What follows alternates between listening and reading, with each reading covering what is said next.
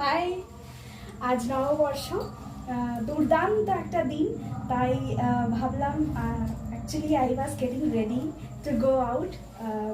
আর ভাবলাম যে একটু বেরোবার আগে অন ক্যামেরা আসা যাক।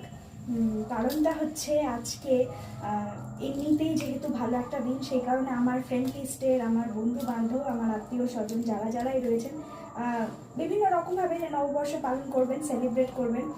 বাংলা ইলিশ মাটন ভাত এবং জমিয়ে খেয়ে তার সাথে চপচপে একটা বাংলা সিনেমা, সব মিলিয়ে একদম দারুণ করে হই হই করে কাটাবেন।